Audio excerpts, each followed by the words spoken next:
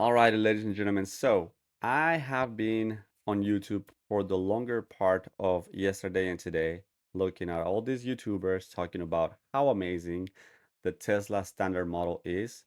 And I don't know why I think this is a terrible, terrible investment or a terrible purchase of a car.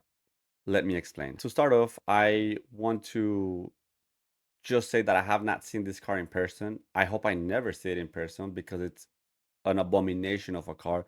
It looks terrible. It looks like a mashup between the Juniper and the Legacy model, but a pre-production model that's missing a ton of different parts. It just looks very weird. So I've narrowed it down to a few points that I want to talk about, and hopefully this video will shine some light on whether you should buy this car, buy a used model, or buy the Juniper. So let's talk about the price. This car has a price of 39,990. So $40,000 right off the back. It's a brand new model that just came out. It's $40,000. If you look at the premium model, you're looking at $44,000 or $45,000 per the website. If you're looking at the premium all-wheel drive, you're looking at $48,000. And if you're looking at the performance, it's almost $60,000. So the gap between the standard model and the premium model, it's only about $5,000 or $6,000. I just like why? Why is the standard a thing? This is ridiculous. Now, the standard range for this car estimated is 321 miles. And you would think, well, they're shaving off a whole bunch of weight, they're shaving off a whole bunch of things, they're adding a whole bunch of plastic. Supposedly it's 5% quieter and 5% better as far as range. But then you look at the premium one and you have 357 miles EPA estimated range. So for $4,000, you're getting a whole level of a more completed car, a better car, quieter, and overall a better looking car. So I don't know the decision for the price. I don't know the decision for the look. I think this is terrible and it should burn. Make with that whatever you want. I think is a terrible investment. So the price, $40,000. I just don't see it. I just don't see it for this car. I don't see it for any car that looks like this and has the options that it has, or it comes, with the limitations that it comes with when you can spend $5,000 more and get the premium one, which is essentially the standard one. Anyways, so looking at the headlights. Again, these are terrible headlights. They don't have the light bar. And yes, a lot of people could say, well, the light bar is overplayed. It's just too much. And it just doesn't look all that good on this Tesla. And it doesn't look all that good. And I get that. Uh, but these headlights, they're not even matrix headlights. And for those of you guys that don't know, matrix headlights means that there's pixels inside the headlights that move and turn off and turn on depending on the traffic conditions. It's a really intricate system, and it definitely looks a lot better at night when you're driving and you're turning, and the lights kind of follow the turning that you're doing, and they turn off whenever there's cars approaching, so that way you're not blinded and they're not blinded by the headlights. So this car doesn't come with that. It's 2025, almost 2026, and this car decided to just take those off. Great choice at Tesla. The looks overall, I think this is a just very generic look. It just looks really weird. Again, to me, it just looks like a pre-production car. Doesn't have the light bar. I don't know what the hell is up with this bumper, but it just looks odd. What's up with these wheels? They just look odd.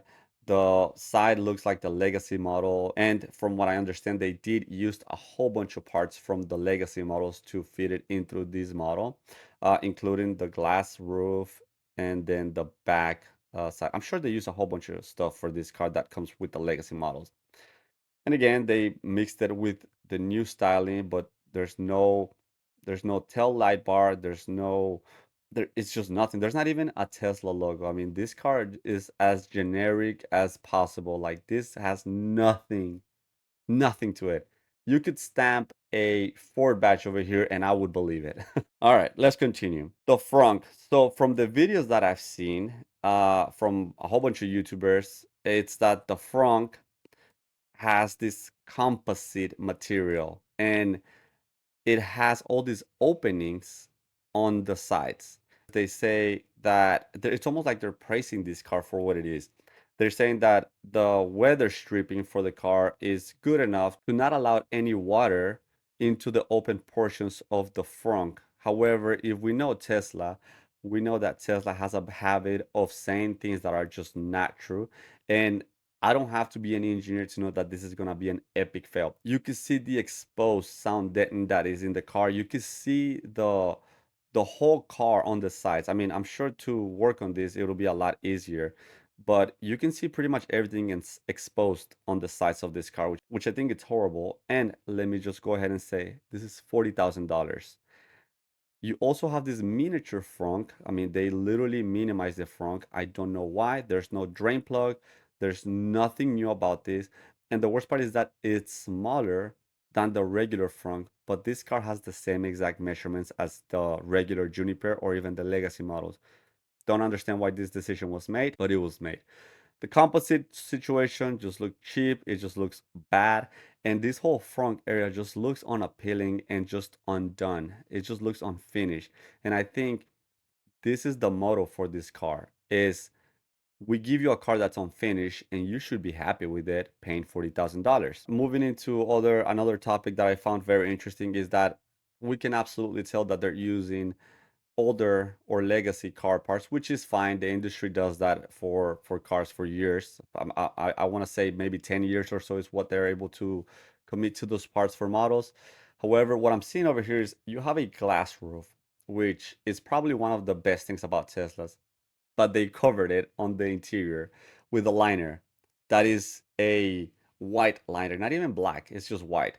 So I'm just thinking, what was the decision behind this? What was the thought process for this? Yes, it's cost effective because they're reusing the car parts assembly line for this particular model, but my God, just leave it open. Just leave it open. This is ridiculous. This is basic Tesla stuff. All Teslas come with a roof, with a glass roof that you can see through, and it looks amazing. This is basic things for Tesla, and yet they decided to shut it down, so making the car a little bit quieter. I think it's like 5% quieter, but then you don't get that beautiful view.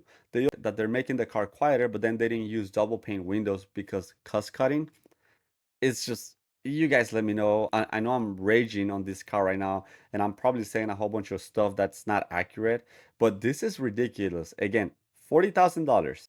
I don't know how I feel about this, but the cloth seats and the cloth leather, pleather, whatever that is, seats, I don't know. I know they've been using this as an option in Mexico and other countries, and it's a love-hate situation for me. I don't think they look bad. I don't think they look good. I could see the usability of it, um, and I could see where they're cutting costs here, but still making it look nice. I just don't think I would go for cloth seats ever when I'm used to leather seats or vegan leather, whatever that is. But it's something I'm not too unhappy with. They look cool. They look better than my Tesla seats. So not really any comments there. Just wanted to point out that there's cloth in these seats. One thing that I was highly thrown back for is these seats are adjustable. However, you cannot adjust them there's no buttons on these seats. So you have to do it through the screen, which I think it's bad. I think those are buttons that we definitely need. I think one of the YouTube videos that I was looking at um, mentioned that they move their seats quite often depending on how they feel. And I agree with that as well. I move my seats quite often because of the type of shoes that I use. Sometimes they have platform, sometimes they loafers and they're just thinner. And so the pedals are farther out and further in, whatever the case might be. I've moved my seats quite often when there's sun. It's just something that you should have a button for no matter what. Tesla decided to put them on the screen to move the seats through the screen now, which I think it's BS to the max. One thing that I noticed as well is that there's no rear screen. I get that. The legacy models didn't come with rear screens, so I get that and I see why they did it. I mean, screens are expensive, and so I see what they did that. These new air vents are manual, which I think in the midst of this car, I think that's a good thing because having automatic air vents are not always that good.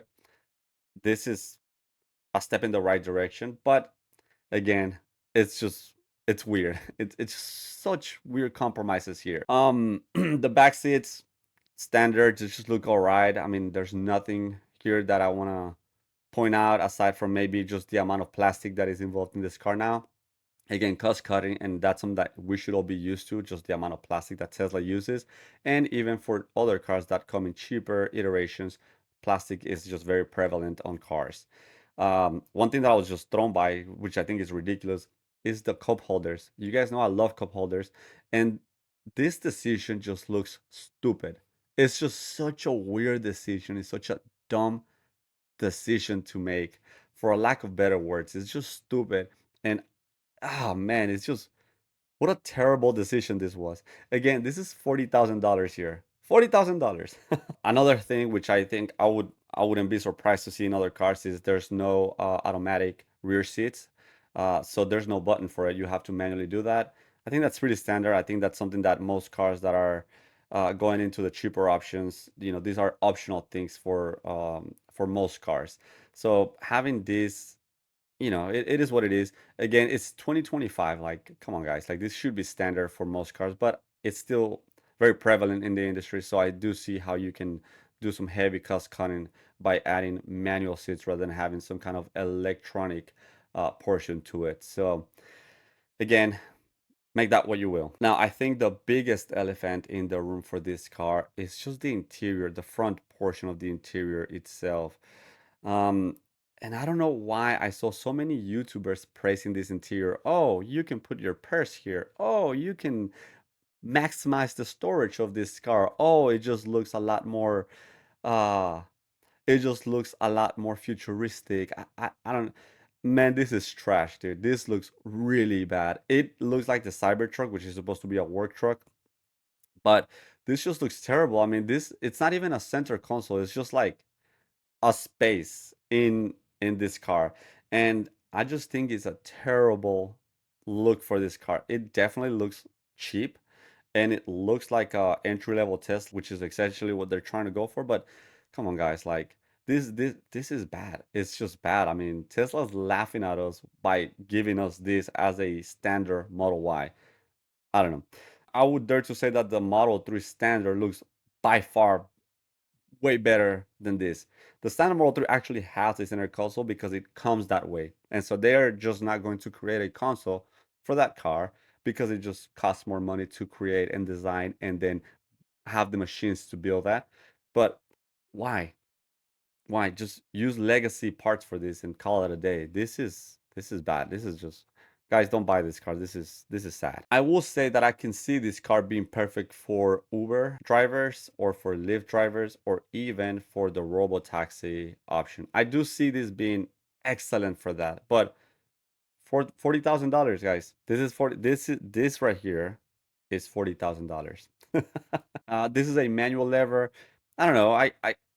I'm not used to it. I don't like it. I can see the appeal of some people wanting to have a manual steering wheel. Um, I personally don't think that a $40,000 car should have manual anything, aside from seat buttons right here. But yeah, this is bad. I mean, it's just so bad. I'm so unhappy with this. All the things that I noticed with the videos that I watch is, so you get, so this is a $40,000 car, and you get the option to buy full self-driving for this car because it comes with the hardware and the software and all that stuff. But right off the gate, this car does not come with autopilot. So it's almost like they're telling you, hey guys, pay us $40,000 for this car, but we want you to feel as cheap as possible inside of this car. So we're gonna allow you to have the opportunity to purchase full self-drive like any other Tesla, but we're gonna take autopilot off because it's a cheap car. Guys, this is a software situation here. This is something that Tesla makes in-house. I don't know where the cost cutting thought behind that was. Leave the autopilot option. Like, I don't understand why they would do this, but it's Tesla, so they do stuff like that. I also wanted to point out that this car does not come with your standard audio fidelity that Tesla usually gives us. I personally think that the audio that Tesla has is extremely good. You don't get that with this car. You get 7 speakers that probably sound like 7 speakers will, like trash. And lastly, this car just there's no appeal to this car. It's as generic as they come. There's no LED street bars, there's no fancy leather, there's no, I mean, it's as simplistic as they could have made it to make you feel like you're buying a $40,000 car that could easily cost $20,000. I mean, this car is cheap. It's as cheap as they come. Is a bad car. And my sincere opinion is buy a used Tesla Model Y, performance, premium, whatever you call it. Buy the used one, buy the legacy models, buy a used Juniper. You're better off buying a Tesla Model 3 for all I know. This is the worst out of the worst. And if I may be honest, I suffered through so many problems with my Tesla Model Y as far as noises, creaks, and just unwanted sounds that I can only imagine how bad this car will be right off the gate. So I'm highly disappointed with this. This is ridiculous. Best of all, the estimated purchase for this car is $41,630. $40,000 for this car with this interior, with these wheels, with this front. I don't know, guys. I hope you guys don't fall for this cheap ass trick that Tesla's pulling on us. I hope this is an April Fool's in in October, because this is just bad. And knowing how Tesla churns out this Tesla Model Ys, I don't see how this is going to be any better quality than what we're looking at anymore, like what we're used to now with Tesla. Um, this is terrible. I mean, look at this frunk. This is, oh my God, what a disaster. Anyways, I'm ranting. I just hope that at least the ones of you guys that see this video understand what I'm trying to get at with the fact that this is a terrible purchase and no one should buy this car. I hope they discontinue this abomination after the first 6 months, because I hope no one buys it. And all these YouTubers that are telling you, oh, this is great. Oh, this is great. Oh, the feedback that Tesla received from people. Oh, it's all lies. This car is trash and no one should get it. Thank you for watching.